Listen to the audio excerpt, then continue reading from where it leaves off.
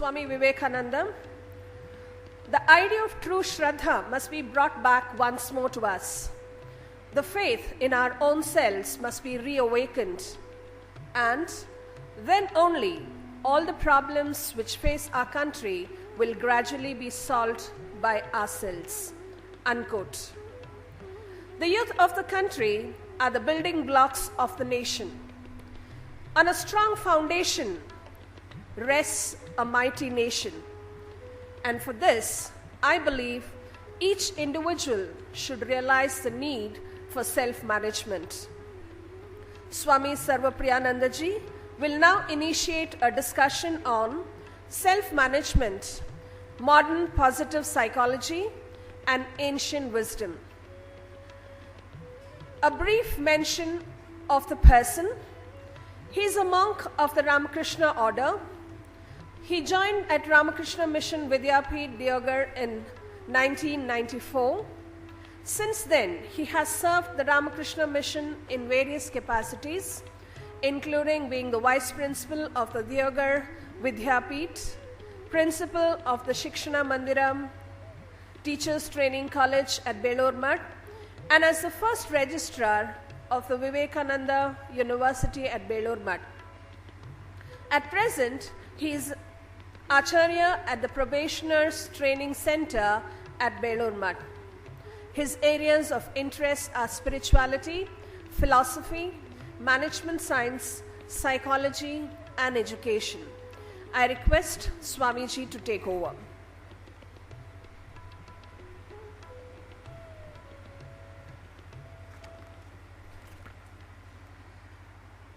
Om Namah Shri Atirajaya Vivekananda Suraye Satchit Sukha Swarupaya Swamine Tapaharini.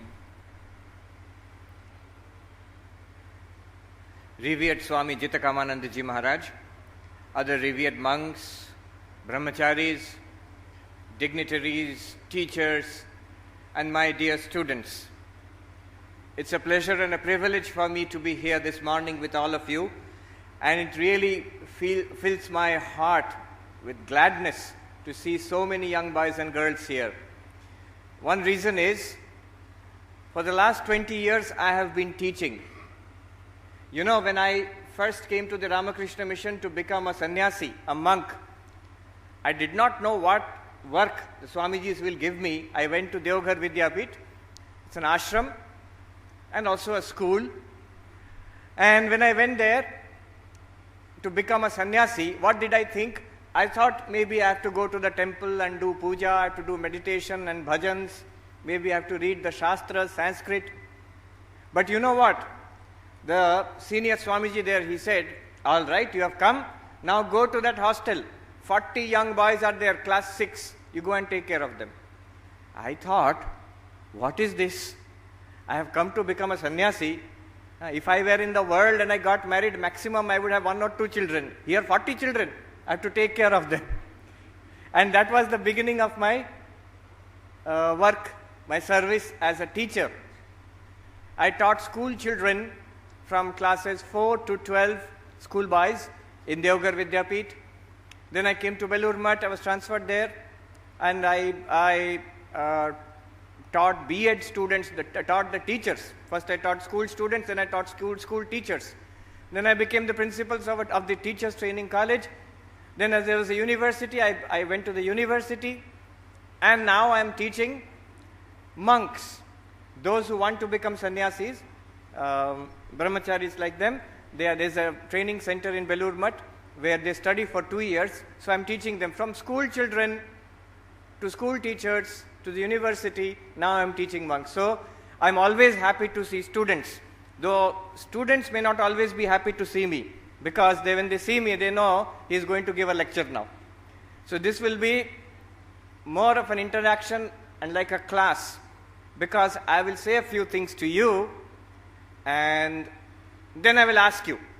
So I think you have been given this notebook. They have been given a pad. Yes. So make good use of it, the pad and the pen. Take notes. Yes, settle down. Settle down. I shall tell you only 3 things. Very easy. Only 3 points I will discuss this morning with you regarding self-management. The first thing which I want to discuss with you is the theme of today's workshop, that is Shraddha.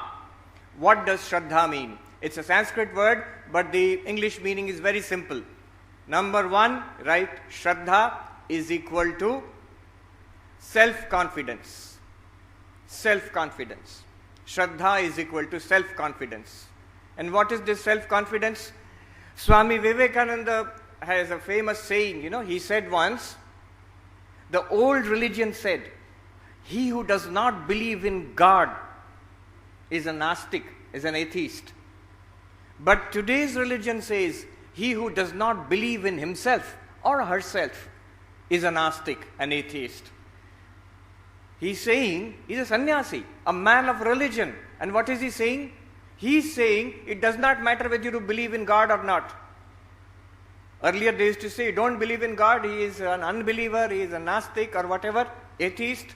But Swami Vivekananda says, if you do not believe in yourself, if you do not have self-confidence, if you do not have Shraddha upon yourself. See, this is not Shraddha on God. This is Shraddha on yourself.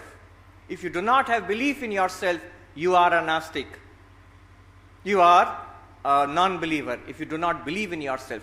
Swami Vivekananda used to say, never say I cannot. Never say I cannot. Always tell yourself, I can, I can. Yeah. There's a great industrialist, you must have heard his name, Ford, who started the assembly line technique.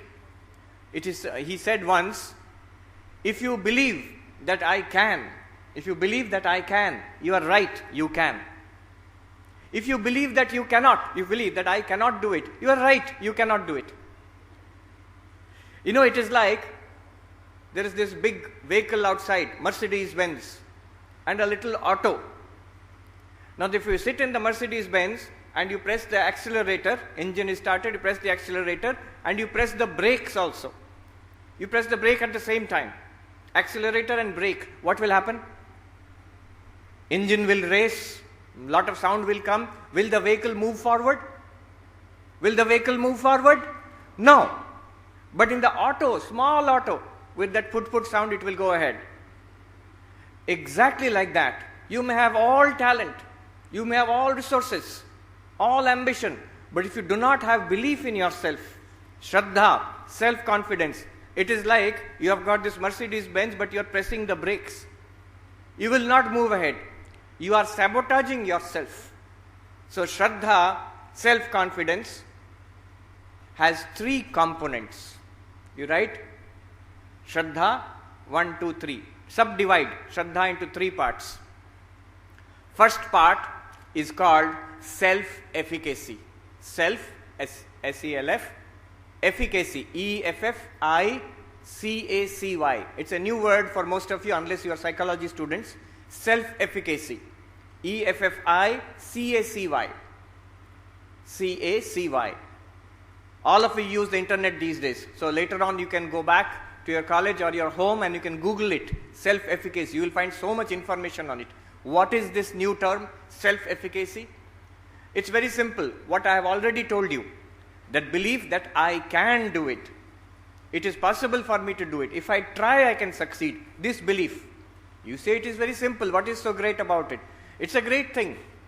About 40, 50 years back, in 60s, around 1960s, there was a psychologist in USA, Professor Albert Bandura, B-A-N-D-U-R-A, Albert Bandura. He developed this theory of self-efficacy. He gave the name self-efficacy. What is self-efficacy?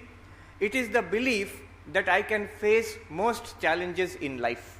It is the belief that I can face most challenges in life. You have all experienced it. Imagine, you have all passed class 10, class 12, you have all passed it.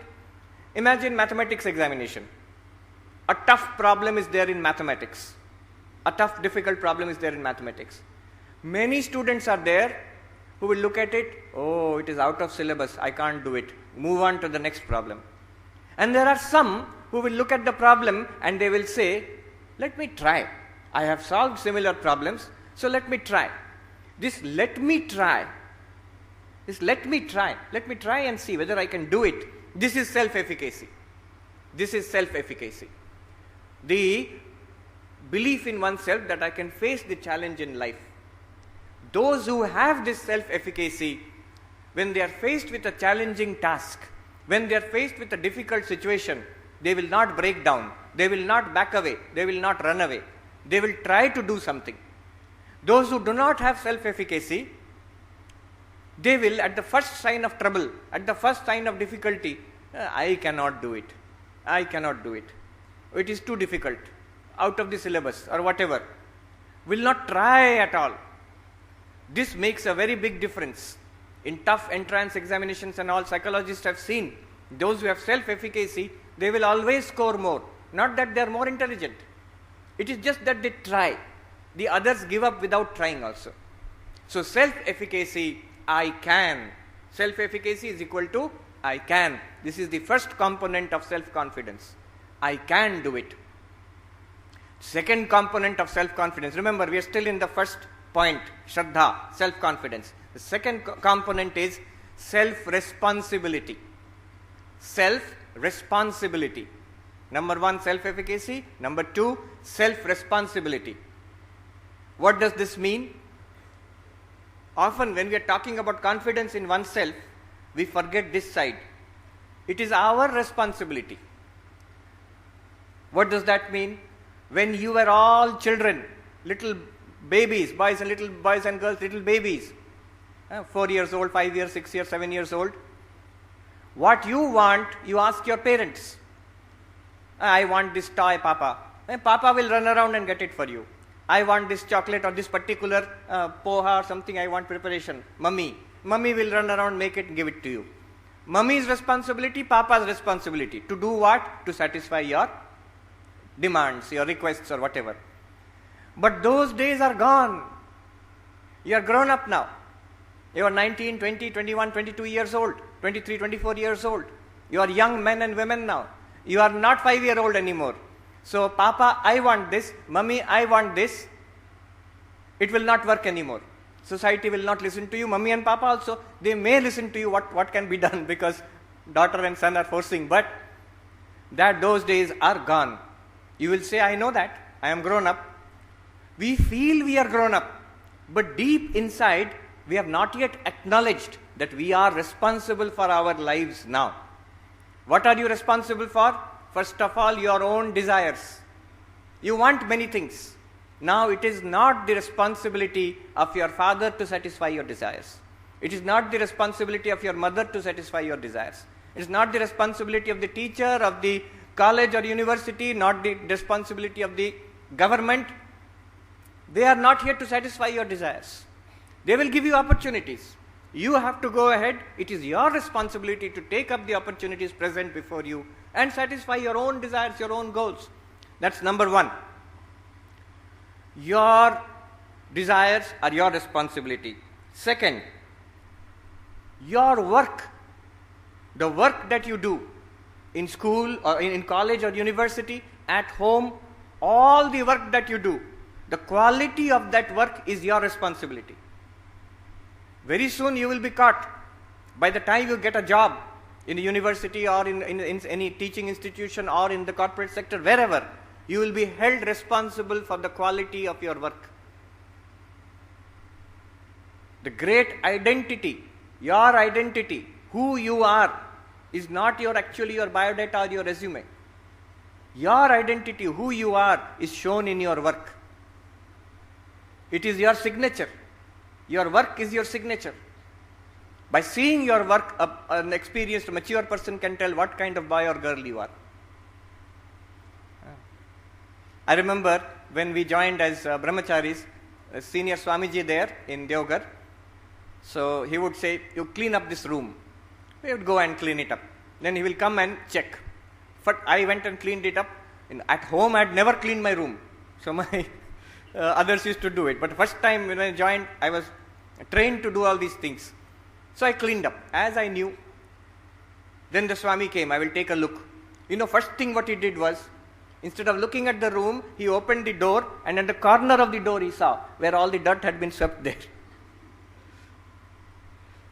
Whenever you will go to hostel, whether hostels are clean or not, we would look after the hostels. The children themselves would clean it. And Ramakrishna Mission, the students are trained to do it. First thing he will check, not the hostel, he will go and check the bathroom. Is it clean or not? Your work is your signature. How perfectly you are doing it. There was a sculptor who was making a temple, like you have in Hampi and others, gorgeous temple. Now temple was on a side of a hill. On one side people would approach and then go back. On the other side cliff is there. No human being is there.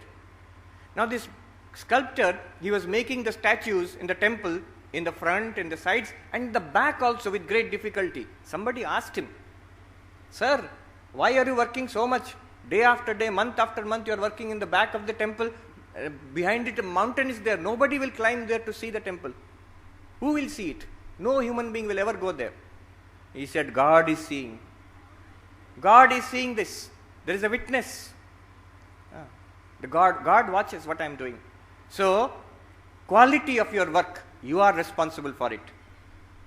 Third, so number one, you are responsible for satisfying your desires. Number two, you are responsible for the quality of your work. Third, you are responsible for your communication. You are responsible for your communication. What does it mean? Mainly what you say. Of course, what you write also. But what you say, what I say. Am I polite? Am I truthful? Am I clear? Am I forceful? Sometimes teachers will come in the class, teachers who are not good teachers, they will come. I taught them in the class. If they don't understand, it is their foolishness. And their IQ is low, they don't understand. I have taught what I wanted to teach. That's a wrong attitude for a teacher. Since you are teaching, it's your responsibility to communicate to the students. There's a saying, it is good to get an idea. It is good to get an idea, but it is equally important to get it from point A to point B. Getting the idea from point A to point B means from one person to another. That is communication. So communication, you are responsible for your communication. Truthful, kind, clear, forceful. So you are responsible for the quality of your communication. You are responsible for your behavior. The way you sit, you are responsible. It is your responsibility. The way you behave with others, with your friends, with your parents, with your father, mother, they are not responsible for your bad behavior. And there was a few days ago a child psychologist in one of our institutions. She was telling us about one case. One boy came to meet this psychologist. Boy is a PUC level boy. Some mental slight problem is there. Very angry. He said, "Today I broke the fridge in our house. Refrigerator, I broke it." This lady, old lady, says, counselor, child counselor. She was saying, "I am afraid if he broke the fridge, if he hits me, what will happen to me?" Now, she is saying, "Why did you break the fridge?" He says, in the morning I got up, I wanted cold drink, Sprite. I asked my mummy, there is no Sprite in the fridge, I want Sprite, some cold drink. Mother said, "Market will open later, I will go and get it later on." "No, I want it now." And he became so angry, he broke the fridge. Then the counselor is asking, "Why did you do such a thing?" "Not my fault. She made me angry. She made me angry." Which means it is my mother's fault. No, it is your responsibility. Your behavior is your responsibility. That's another point, self-responsibility. Your behavior is your responsibility. That's number 4. Number 5, extremely important. Your time. You write down, my time is my responsibility. How you spend your time is your responsibility. Why is this important? Do you know the difference between Mahatma Gandhi and you? Oh, he is a great person, who am I? Difference between Sarvapalli Radhakrishnan and you? Another great person, who am I? Albert Einstein, Swami Vivekananda and you? Yeah, very great difference. You know what difference this is due to? This difference which you are aware of. One of the main reasons for this difference between great persons and ordinary persons is this. They have got something which you have also got. One common thing. What do they have? Swami Vivekananda, Radhakrishnan, Albert Einstein, everybody. All the great people today also. In business, in politics, in science, in religion. All of them. And you have got the same 24 hours that they have got. How many hours in a day did Swami Vivekananda have? 24. How many hours in a day did Einstein have? 24. How many hours in a day did Radhakrishnan have? 24. How many hours in a day do you have? You don't know. 24. And what is the difference? The difference is what you or I do with these 24 hours and what they did with those 24 hours. This is the difference. Time management is a very big subject. It's a very big subject, requires a special, different lecture. But remember this much only. My time, write down, my time is my responsibility. He wasted my time, she wasted my time, college wasted my time, my friends wasted my time, internet wasted my time. You cannot say that. It is your responsibility. Number 6. My values are my responsibility. My values are my responsibility.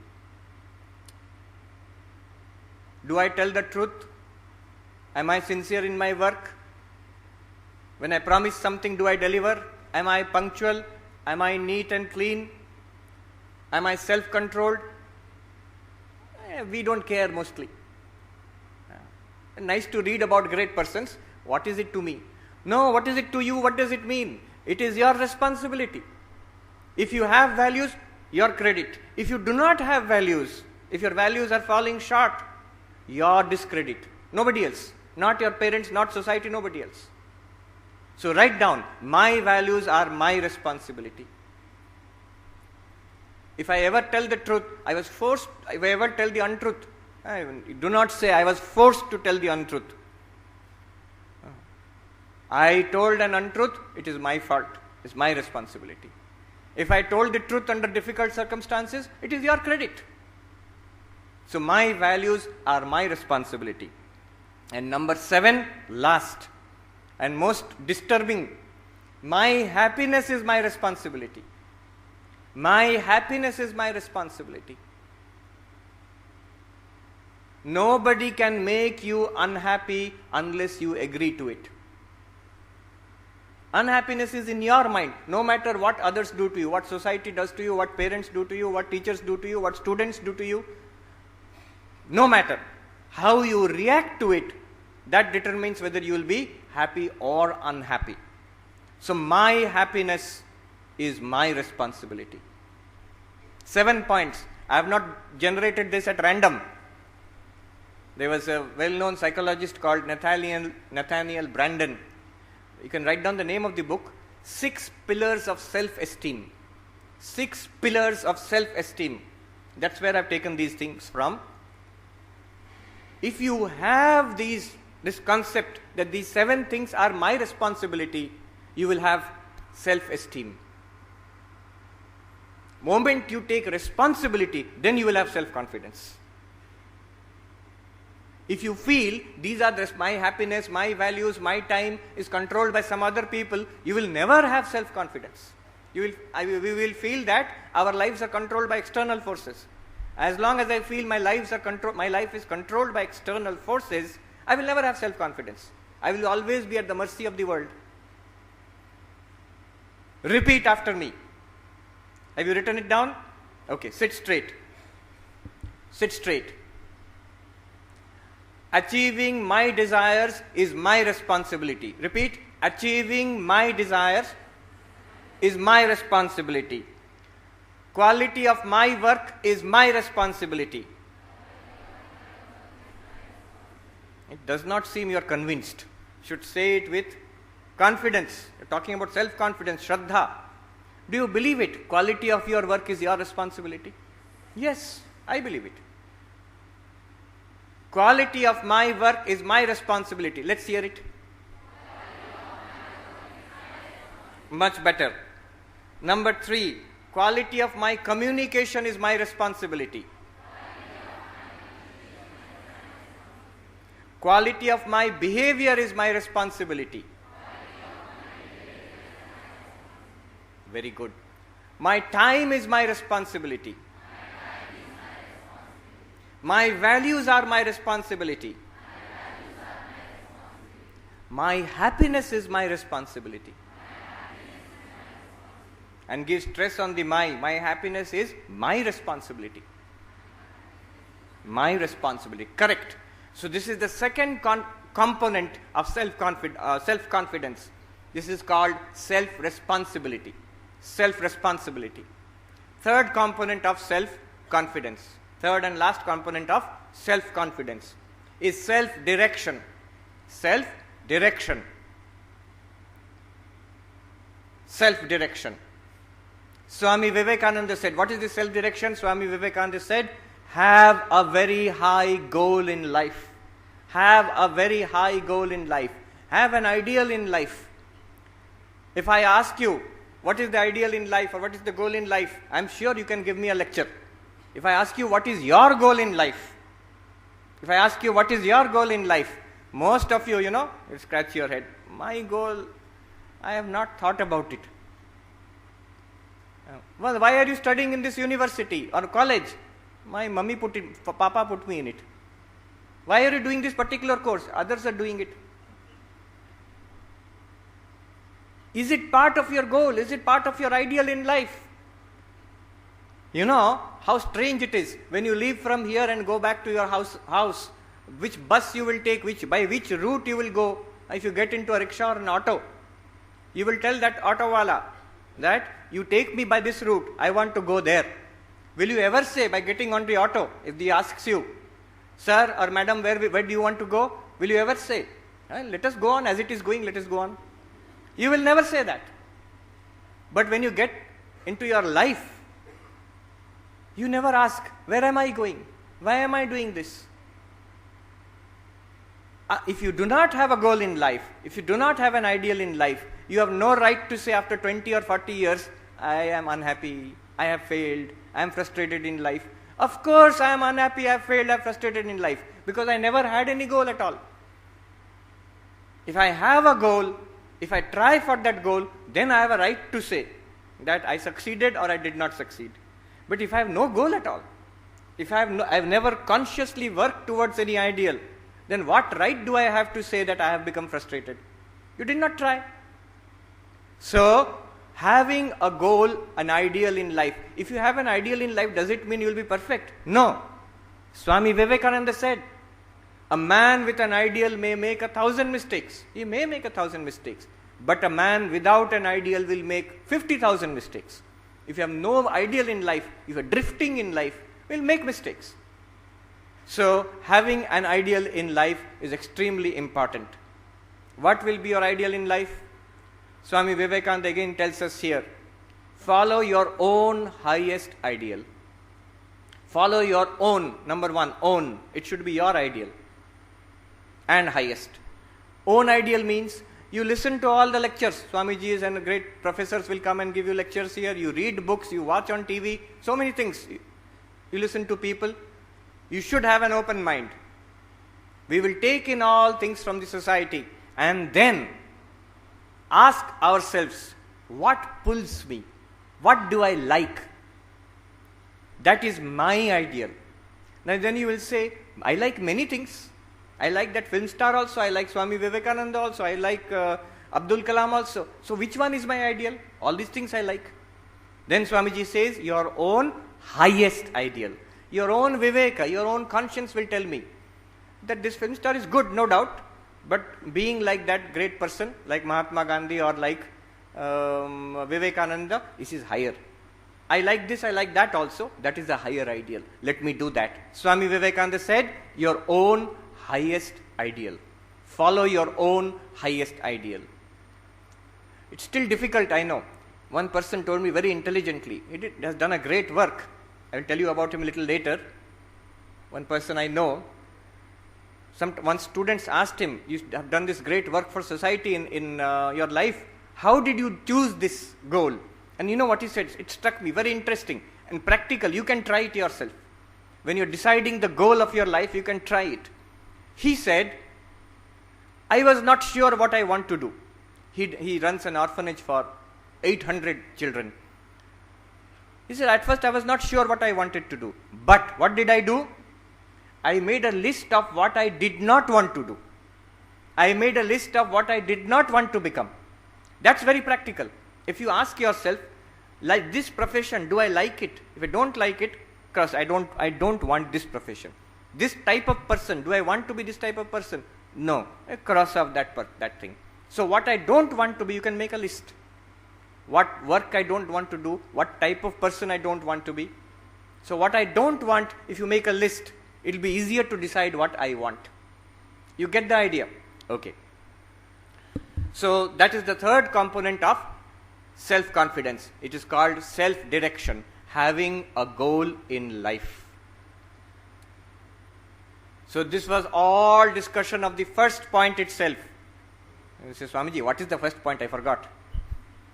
What is the first point? Can you tell me? Self-confidence, right. Self-confidence, Shraddha. That's number one. Now we move on to the second point. The second point is 3H. Write down 3 and H, English H. 3H dash head, heart and hand. Head, heart and hand. 3H. Head, heart and hand. See, when you want to achieve something great, you have self-confidence, you have a goal in life, then you must develop yourself. Just as a businessman who wants to start a business, he must acquire capital, he must get funds. Otherwise, he cannot do anything. Similarly, you must all try to develop yourselves. We must all develop ourselves in 3 dimensions. Head, heart and hand. Development of the head means the ability to think, to learn, to remember. These are the abilities of the head. Development of our thinking, development of our mind. Mind training is another big subject on which so many books are there. I will not go into it, but remember, for you, for example, development of how you study. Studying, all of your students, let me give you a small example. Development of the head, that's development of the way we study, that's one area. When we read something, most of the time I've seen students are reading same page half an hour looking at it. If you ask, what are you reading? I don't know, sir. Mind is elsewhere. It happens. Now, how do you control that? How can you make your reading more effective? Have you heard of this formula, SQ3R? B.Ed students, they know about it. Yes. Education, they know about it. But you can use it, it's very effective in studying. In any book you are studying, textbook or anything, write it down.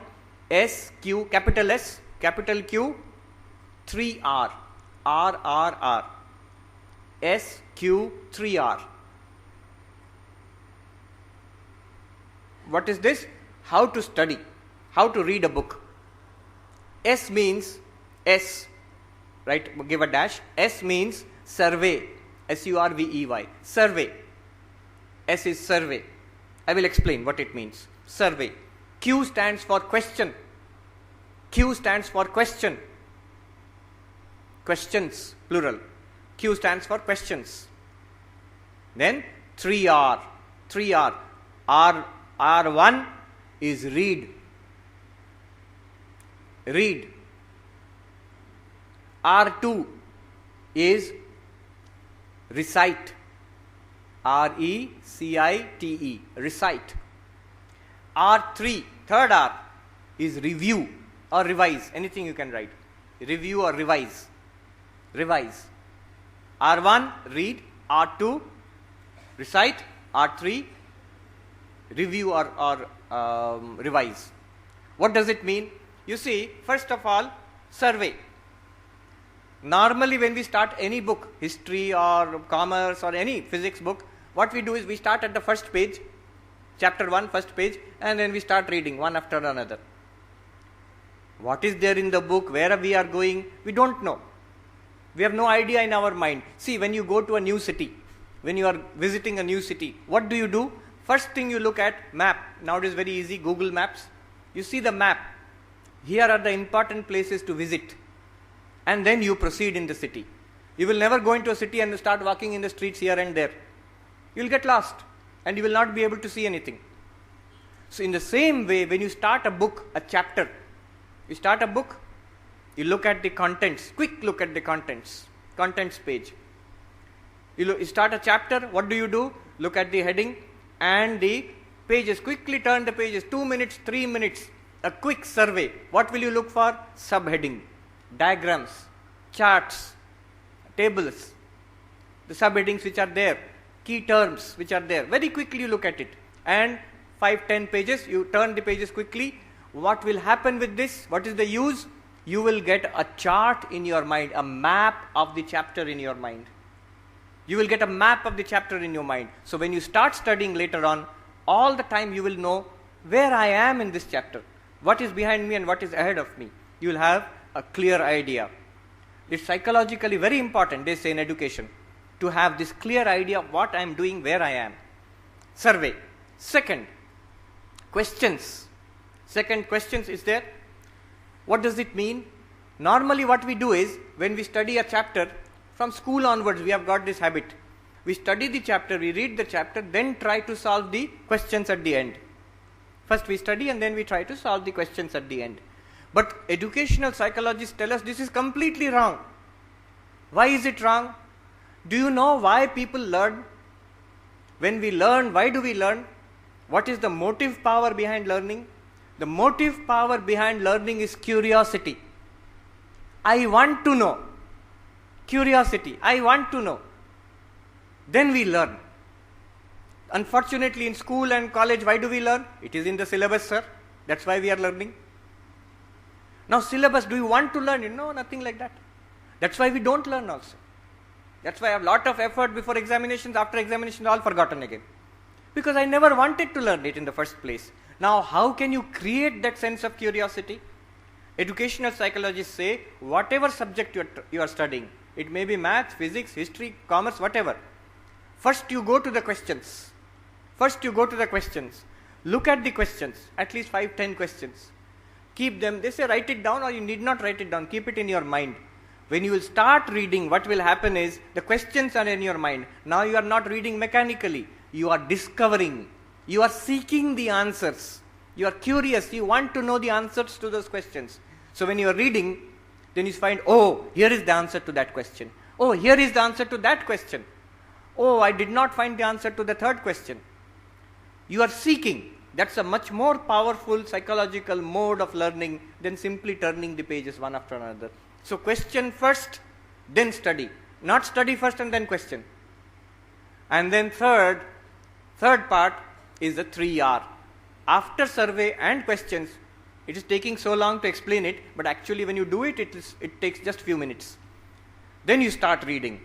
First is R1, reading. How do you read?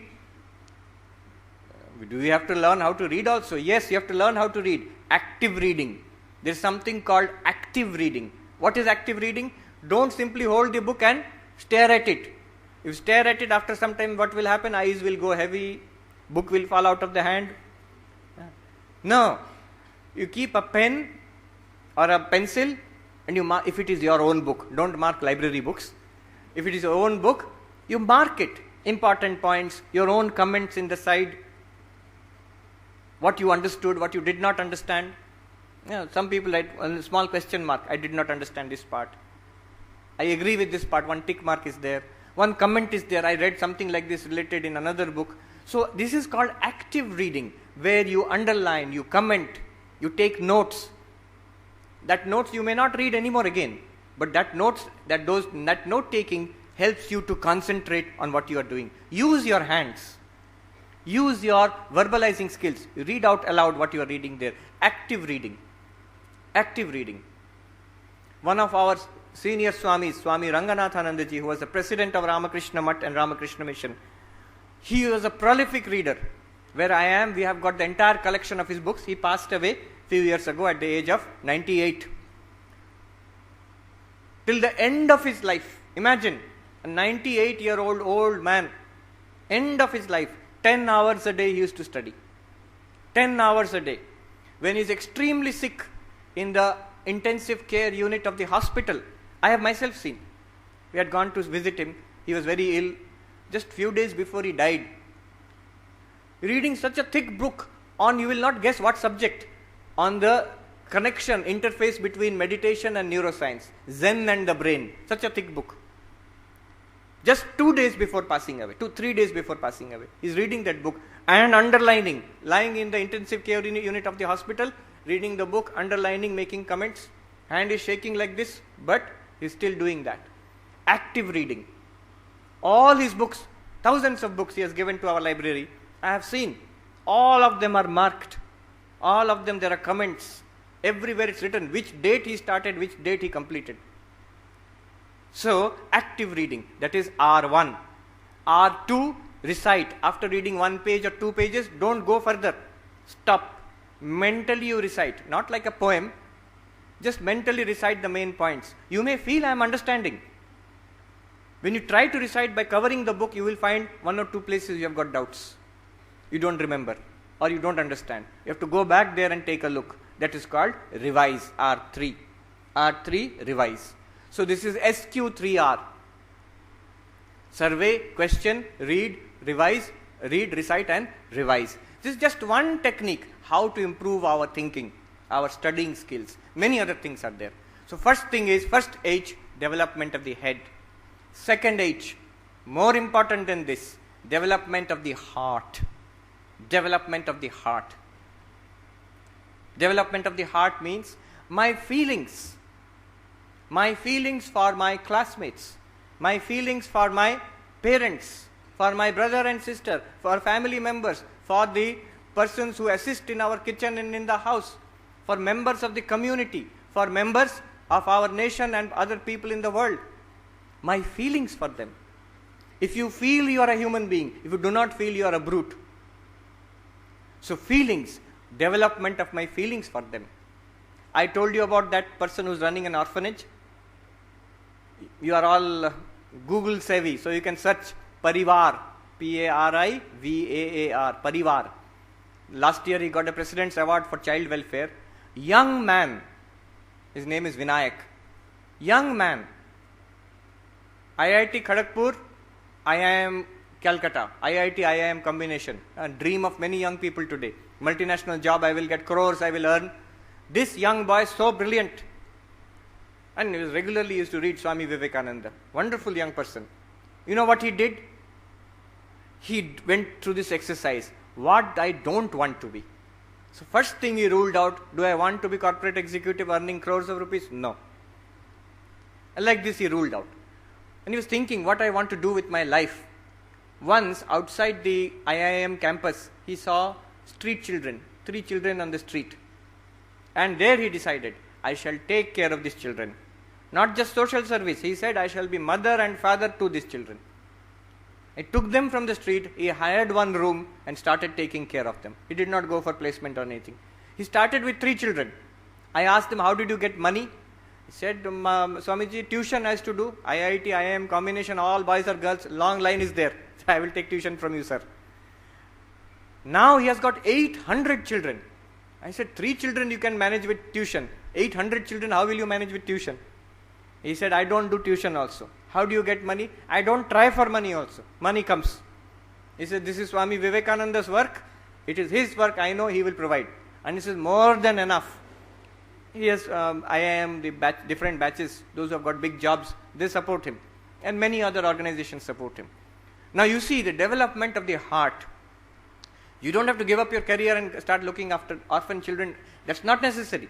But do you feel, if even one person you love unselfishly, without wanting anything from them, then you have developed the heart. It need not be 800. Start with 1. So, as you develop the feelings of the heart, this feeling of love should be translated into service, hand. Development of the third H, that is hand. Actually, we Indians, development of the heart, head is very good, very intelligent. One Swami, he is a well-known speaker abroad. He went all over the world. He has talked to audiences in USA, in Europe, in Middle East, in Africa, in Japan, Australia. And he told me, last year he was telling me, you see, I have seen people all over the world. I have never found people as intelligent as Indians. Also, I have never found people as lazy as Indians. So, he was telling me that this hand, development of the hand, the ability to work and the ability to work together.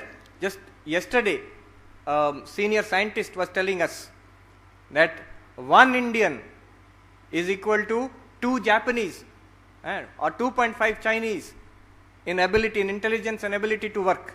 But if you make 2 Indians together, it becomes 0 because they cannot work together.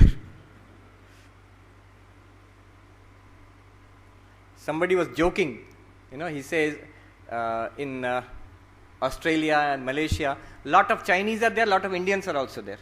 He said these Indians, one white person was joking, these Indians and Chinese, they can never work with each other. They can never have business with each other. Why?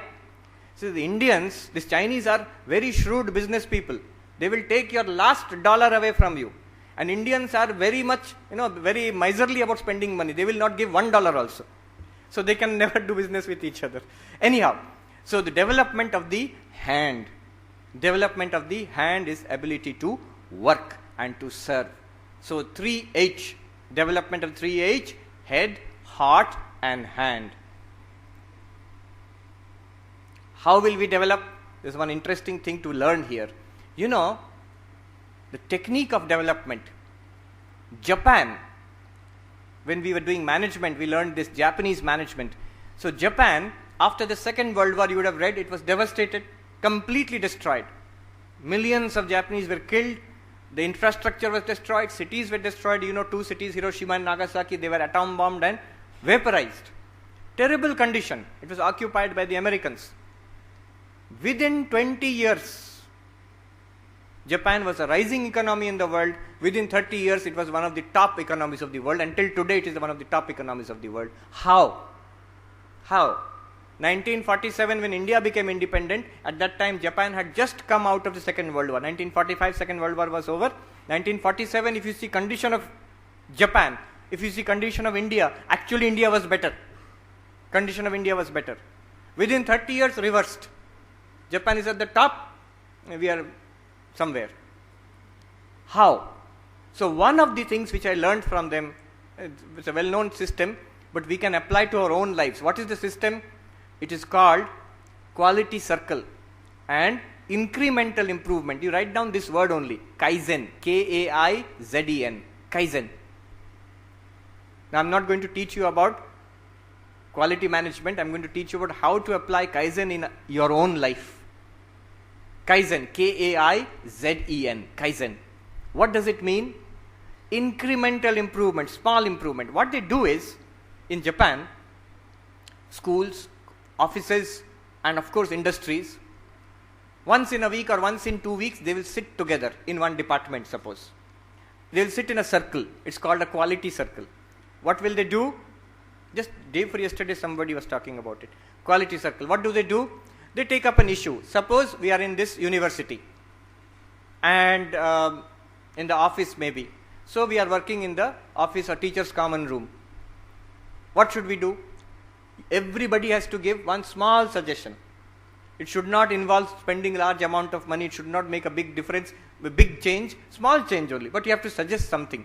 So somebody may suggest, our desks are dirty, so why not all of us, when we come for our work, we will have a piece of cloth, just 2 seconds we will clean the desk. It's very tiny suggestion.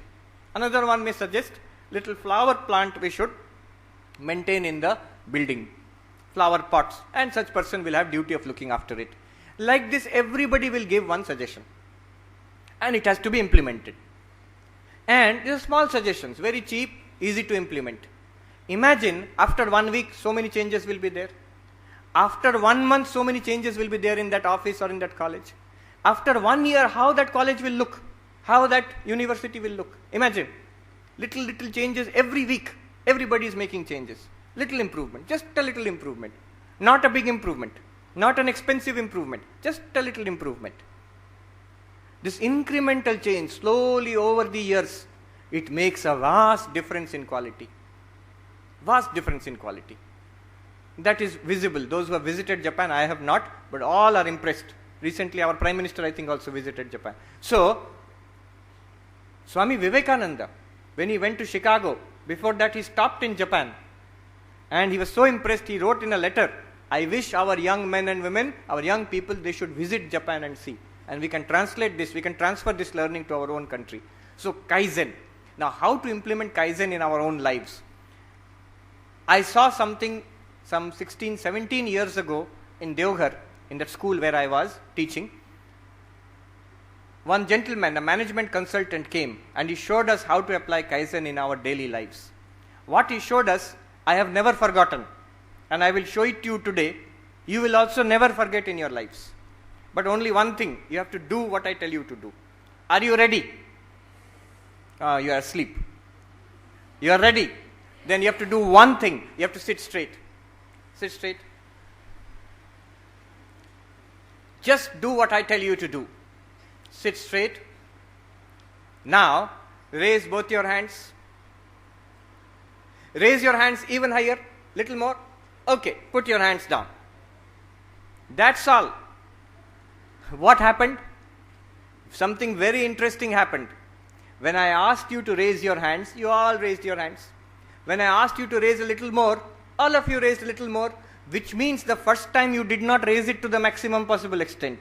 And this is a great thing about human psychology. Whatever we do not do it to the full extent we can do.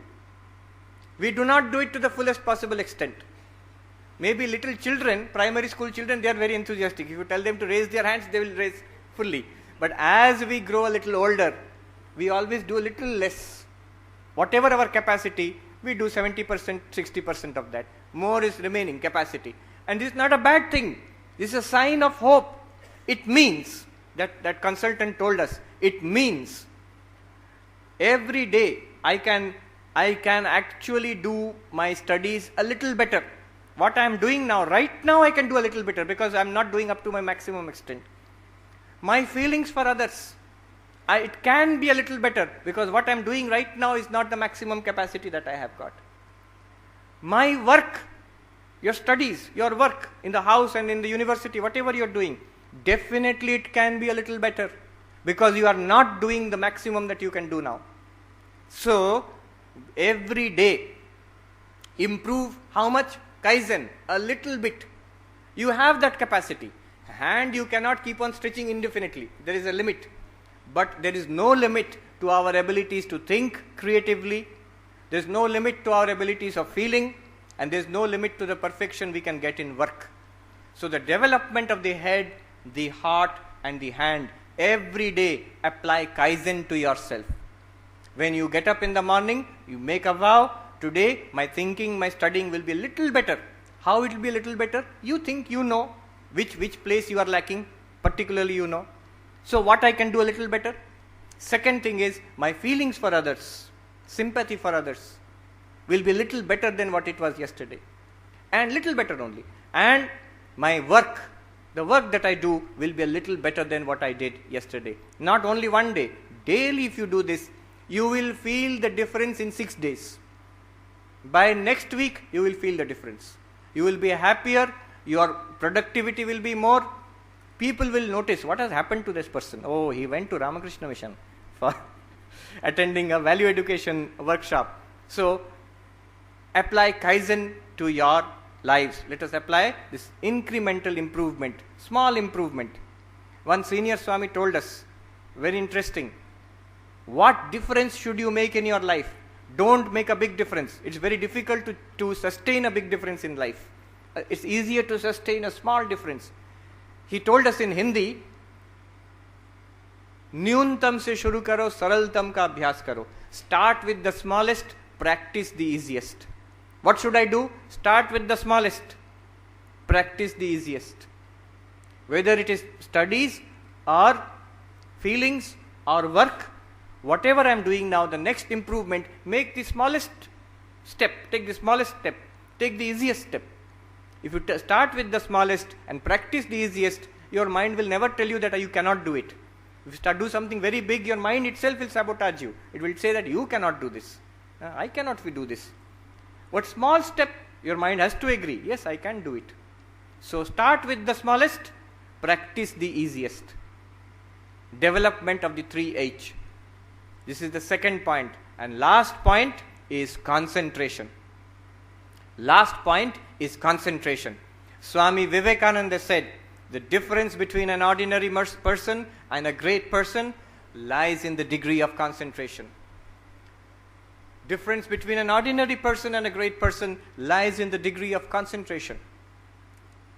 He said, if I had to do my education all over again, I would not gather facts. I would develop the power of concentration, attachment and detachment. And then I would, a perfected instrument, I would gather facts at will.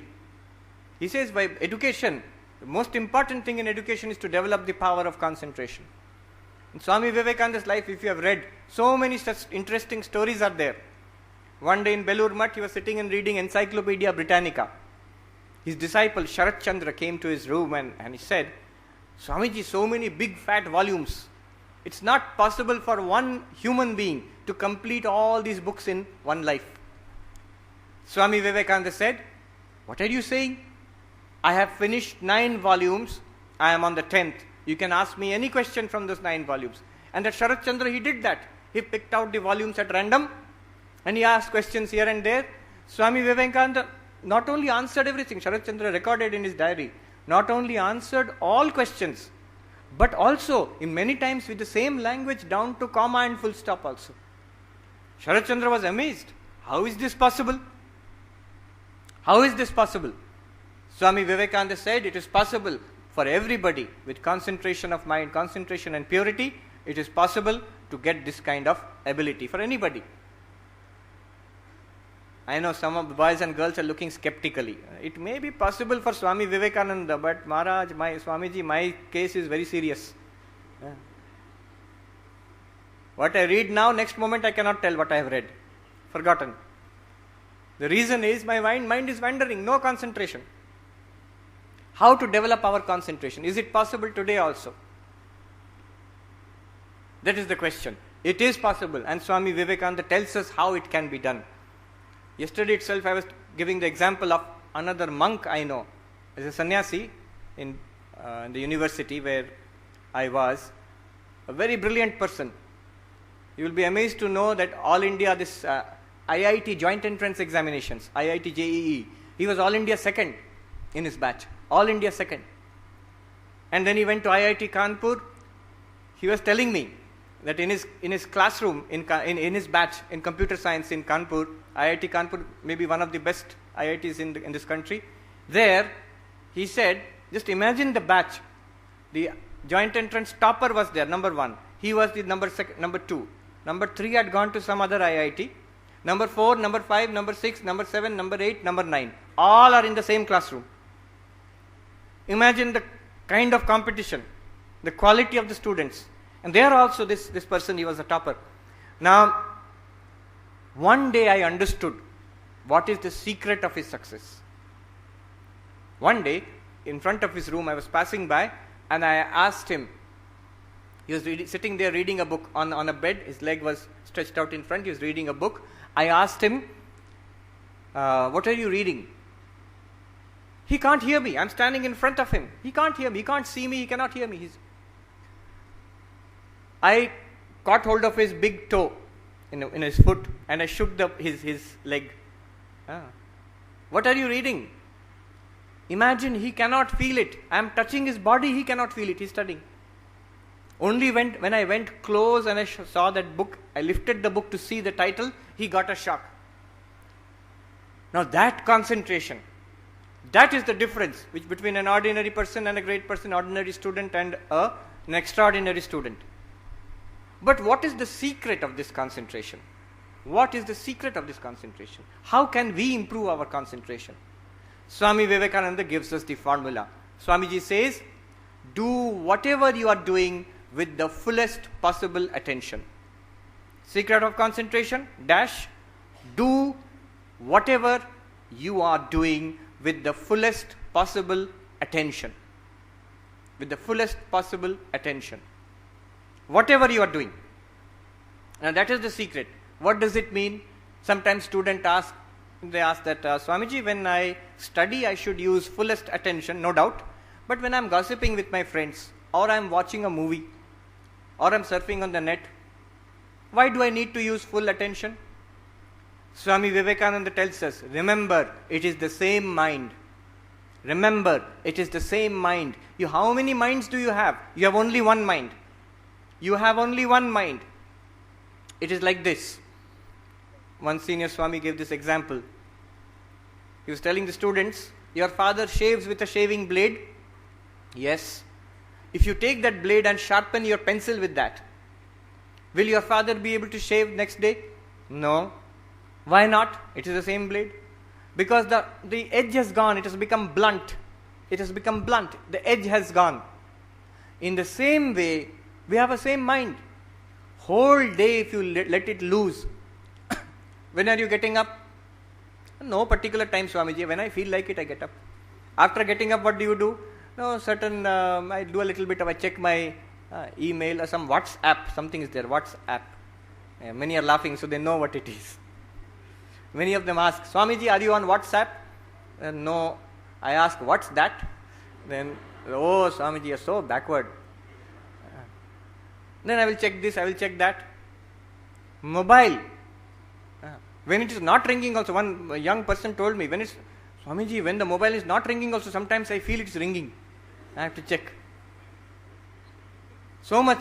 What it means, part of the mind is always there. Part of the mind, whether it's become difficult to switch off. So part of the mind, mobile has grabbed you. You are not holding the mobile has grabbed you. There was one man in a village, during rainy season, the river was in full spate, flowing, and many things were being swept away. So he saw what is looked like a blanket.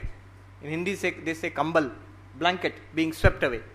He said, why should it be wasted? I will jump, swim and catch it and bring it back. I will use it.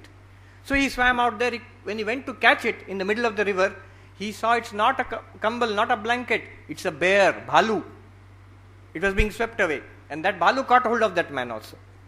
And those, they were being swept away, and the villagers were shouting in Hindi, Kambal ko chhod do, let the kambal go.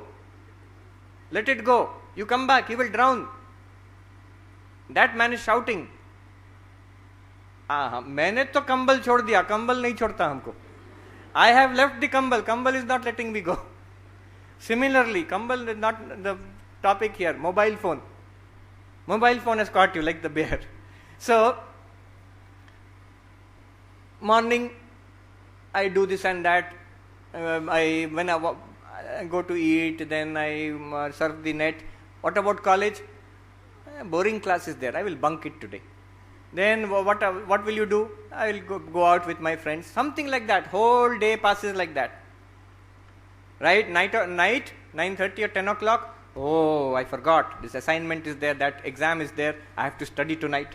10 o'clock you sit down to study. And you tell your mind, here is this physics book or accounting book. Study. Your mind says, no. Why not? Whole day I am enjoying myself. Now you are telling me to study this boring book. I will not study. Mind will go here and there. If you force yourself to study, you feel sleepy. And then what do you say? Oh, today I am so tired. I'll get up early in the morning tomorrow and study before the examination. Next morning, same story is repeated. So, what we are doing with the mind at all times, if you develop the habit of concentration, you develop the habit of concentration, doing whatever you are doing with the fullest possible attention, then when you sit to study, mind will be automatically concentrated. That Swami I told you about was IIT second, All India second. I have seen him cleaning the room. 1.5, 2 hours, small room. We will get bored doing such a job. He does it with so much concentration. He's not practicing. It's become natural for him. So whatever he does with full concentration. So that becomes a habit. Concentration becomes a habit. When you talk to your friends, you'll talk with full concentration. When you study also, you'll study with full concentration. If you browse the net also, you'll browse with full concentration. Do whatever you are doing with the fullest possible attention. That's the third point, the power of concentration. Power of concentration. Point number 3. What it is and how to develop it. 1 hour I wanted to speak, over. So I have managed my time well. 3 points I wanted to convey to you, but now it's time for me to ask you questions. It's time for you to talk. First point, can you tell me what is the first point? That is easy, it is written there, Shraddha. But what is Shraddha? Self-confidence. Can you tell me the 3 components of self-confidence? Self-efficacy. It means I can do it. Second component? But self-responsibility means many things. It means many things. Can you repeat to me? My responsibility is my desires are my responsibility. First. Second? My work is my responsibility. My quality of my work. Third?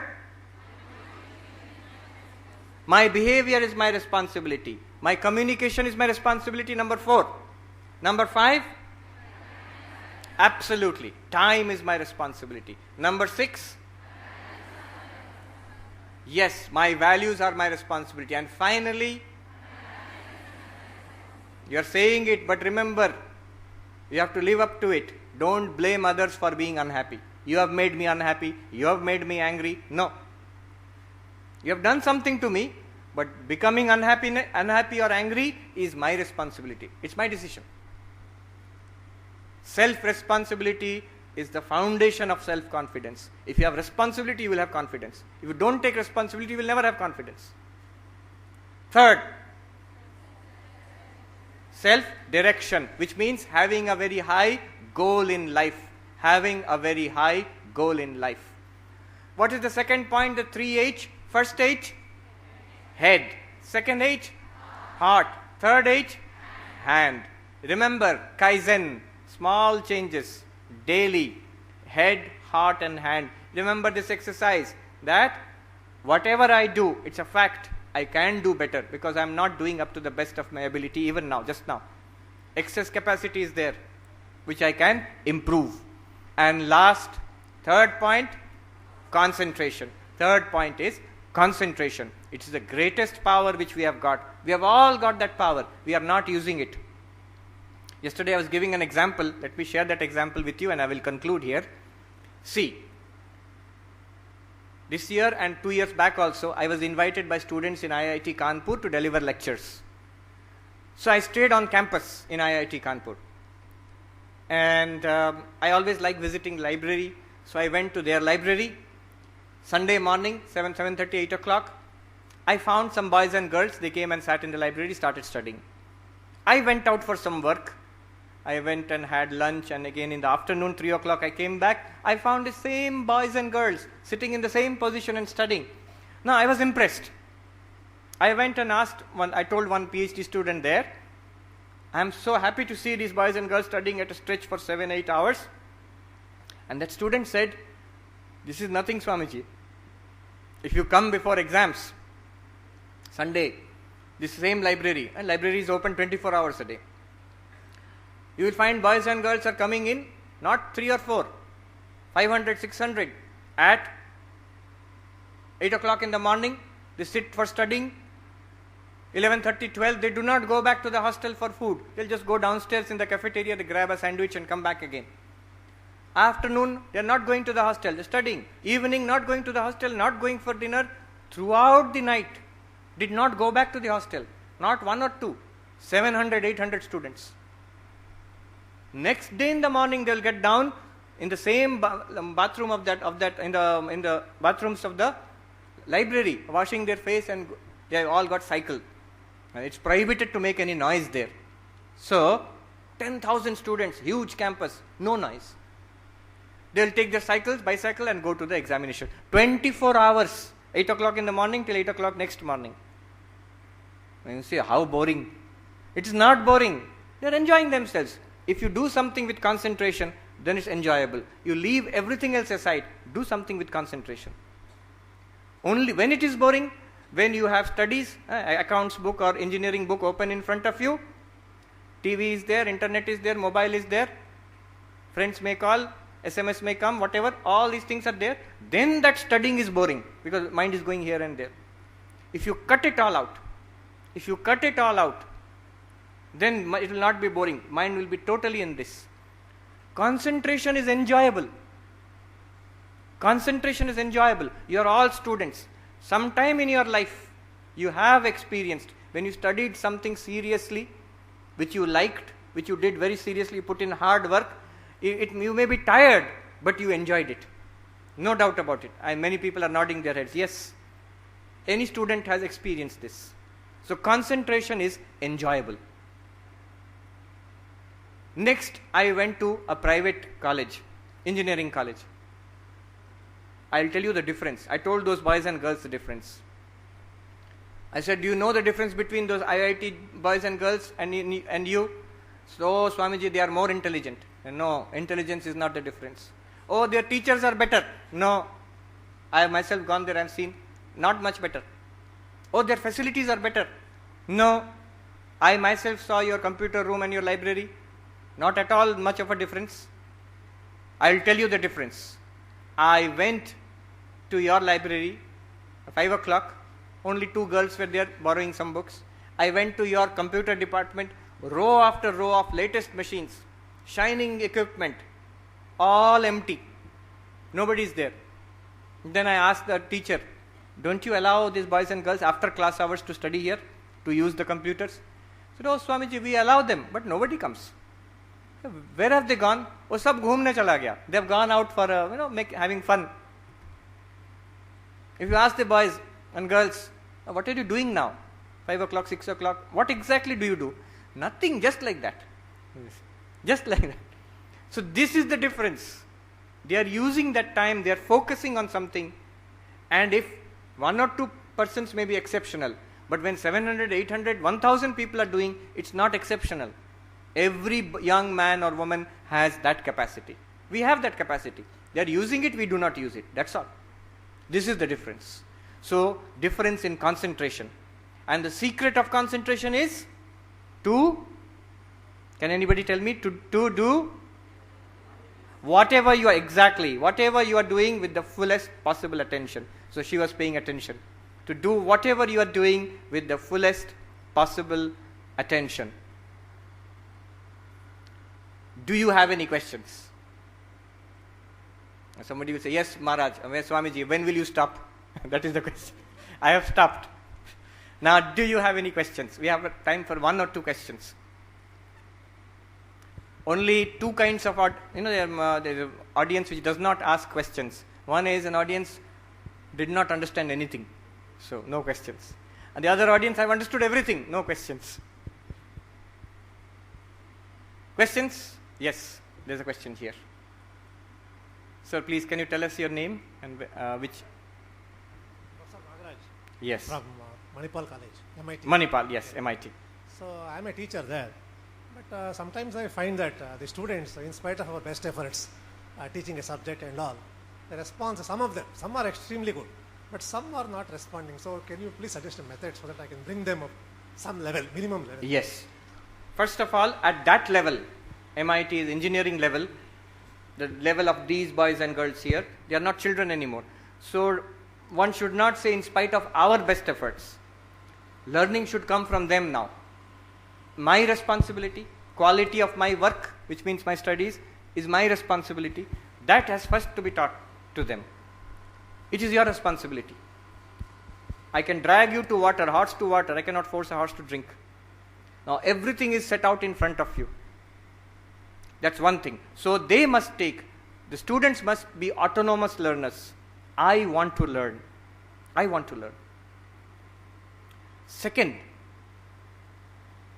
I've seen where I am in Ramakrishna Mission, Belur Mutt, in the library, Swami Sarvapriyanandaji is a great orator, but how he became a great orator, we can see the development.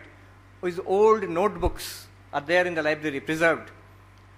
At that time, they did not have money to buy books. He would go to the library or borrow a book from somebody and copy the whole book. No money to buy a pen also, pencil. Whole book is copied on the pencil, by the pencil. Imagine. Look at the difference between these 2 approaches. One approach is, here is this person who wants to learn so much, he somehow gets hold of a book and he copies the whole book with a pencil on a notebook, And the other extreme, which I did not know, Something new has come. I have missed out last 20 years. I have not gone to university classroom to study. But recently I had the chance to learn Indian logic, Navya Nyaya, at the Asiatic Society in Kolkata. Now, I was the only monk. Others were young, a little older than you, research students. So, some of them were teachers, some of the research students, young men and women. One interesting thing I saw, which I had not seen earlier. The person who is teaching is an old Pandit, traditional Sanskrit Pandit. He is teaching. He writes with great difficulty, writes something on the blackboard. And I saw the students, I was amazed, but this may be common for all of you. The students there, the boys and girls sitting, young men and women sitting there, they looked at him.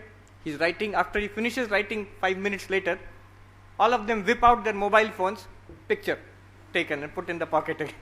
What are you doing? Taking notes, Maharaj? Taking notes, Swamiji? Notes. You know what's the problem with this? I doubt how many of them will read that again. So you're taking notes. So the mobile phone is learning, no doubt. But whether you are learning or not, this is a difference. One extreme was that, where he had to copy because of force of circumstance. But you see the eagerness.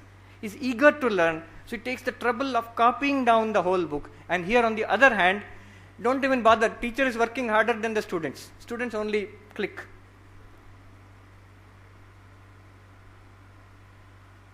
This makes a very big difference. Just the act of copying something. That means I am reading it, I am putting in my memory, then putting it down precisely on the notebook. That itself helps in learning. I am not saying that you should copy books, but I am saying be autonomous learners. You transfer that responsibility to the students. They must be convinced of this. I have to learn. At this level, you cannot do anything more with your responsibility. Okay. And one more thing, what teachers and institutions can do is reduce distractions. There are a lot of distractions now in life which were not there earlier. Internet is a distraction, mobile is a distraction, there's instant communication with each other. It's very useful, but also a distraction. It distracts the mind. There was a book on the effect of computer and internet on schools in America. The name of the book is very interesting. The Flickering Mind. We say flickering screen. The name of the book is The Flickering Mind.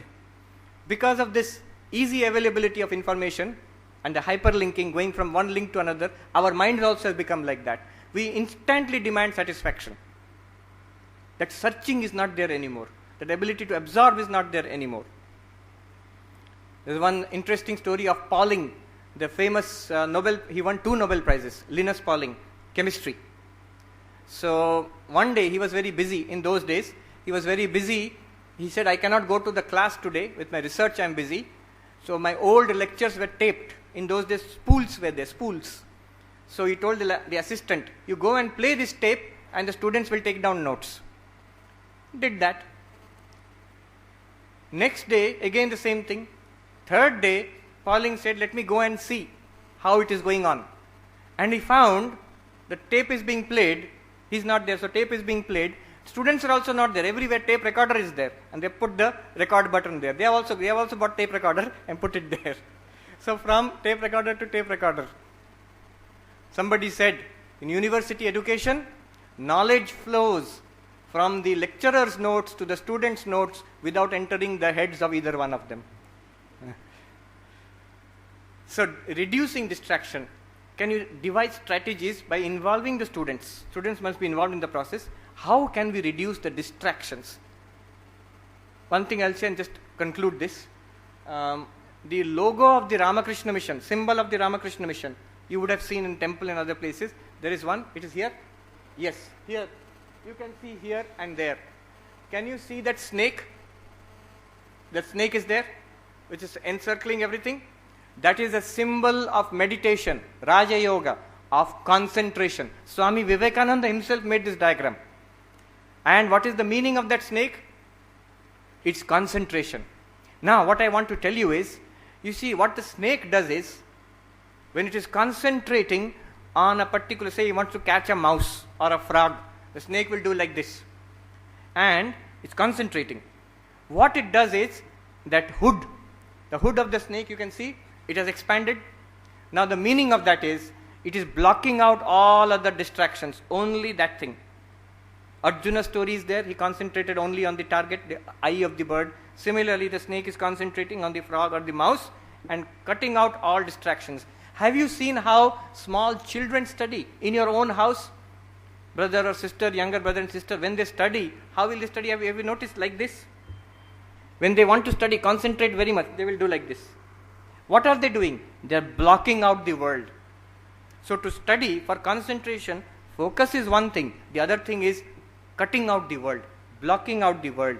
The snake does that. So that is one of the meanings of three meanings are there. Many things are to be said about it, but one meaning is you cut out the world, reduce the distraction. So when you study, no internet, no phone, no distractions of friends, everything cut out, door locked, phone switched off in another room. 1 hour, you make a decision. 1 hour or 2 hours, it will be like this. You should have it. If you cannot do it, then phone has caught you. Bhalu tumko pakad liya. Bhalu has caught you. You are not catching the bhalu. Okay. Thank you. Thank you very much. Now we'll go on to the next.